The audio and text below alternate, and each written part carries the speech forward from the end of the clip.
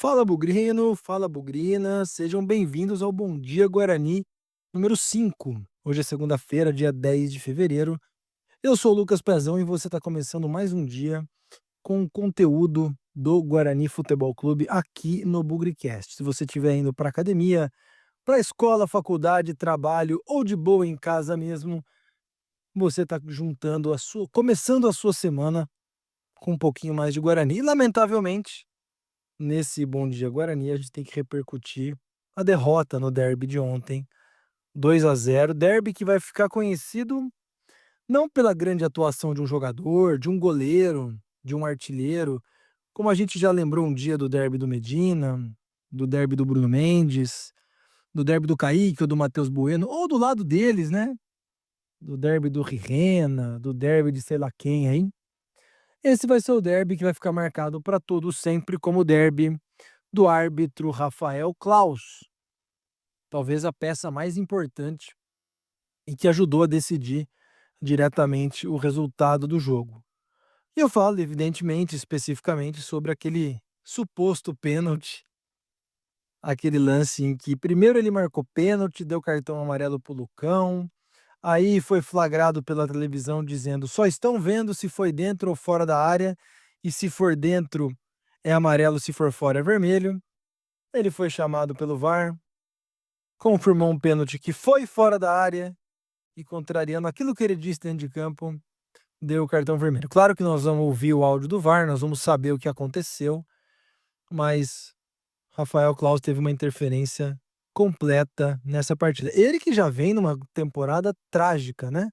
Teve um problema ali no jogo do meio de semana entre Corinthians e Palmeiras, e aí coroou a sua semana no seu segundo clássico com uma belíssima pisada de bola que interferiu completamente no resultado do jogo. Até aquele momento, 25, 30 do primeiro tempo, o Guarani vinha muito bem, obrigado. Claro, teve uma chance principal ali com o João Marcelo, mas o Gabriel Mesquita não tinha feito uma defesa sequer.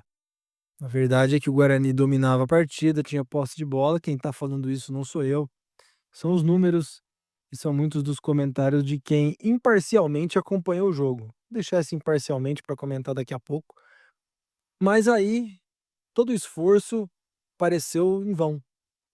Um lance infeliz, e aqui vamos ser bem claros, o pênalti não teria acontecido se o Guarani não saísse muito mal com a bola. O Natanzinho deu um passe muito telegrafado para o Anderson Leite, com dois jogadores nas costas dele. Bola roubada, lançamento, o Lucão não estava esperando, até ele reagir, o atacante da Ponte já estava na frente dele, mas ainda assim, se foi alguma coisa, eu acho que nem falta foi fora da área. O jogo perdeu o controle.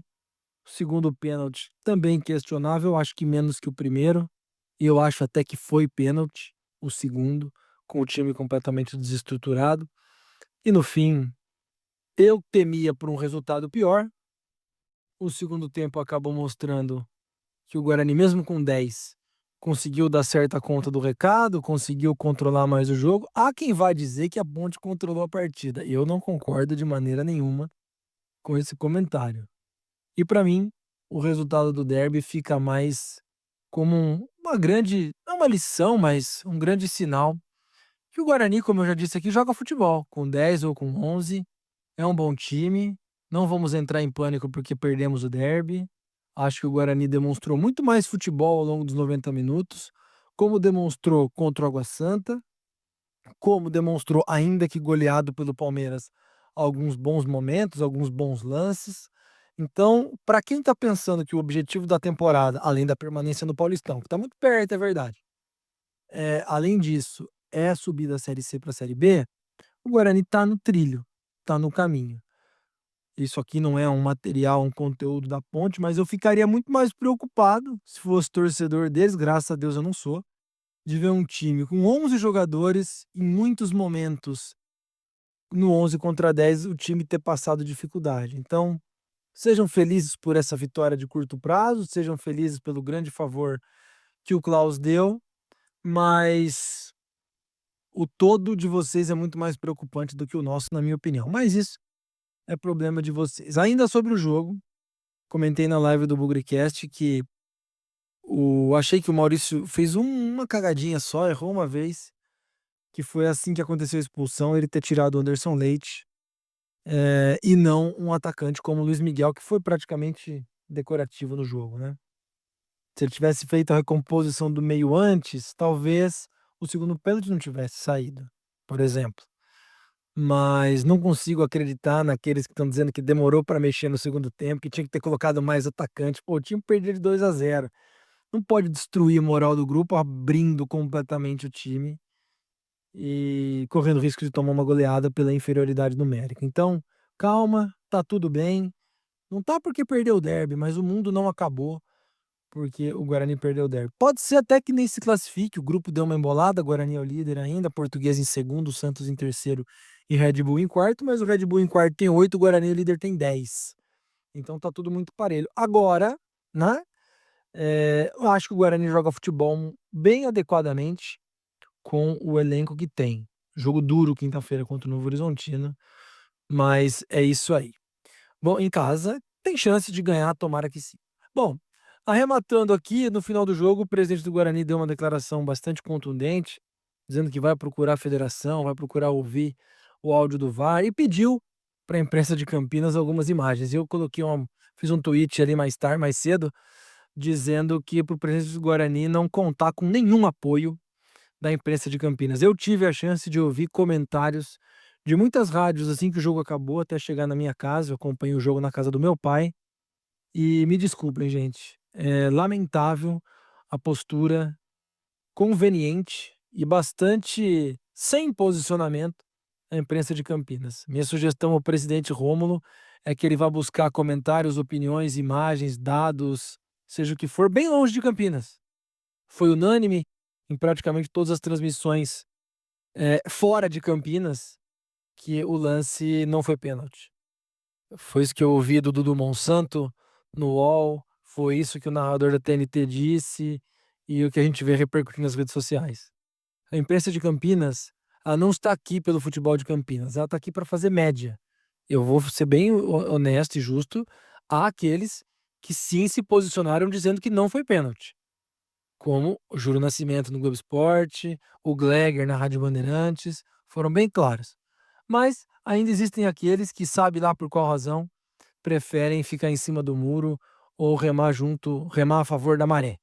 Então, para esses, a nossa lamentação, a nossa tristeza por não ter coragem suficiente para se posicionar, por brigar com a imagem, uma imagem que o Brasil inteiro está vendo. Mas enfim, vida que segue.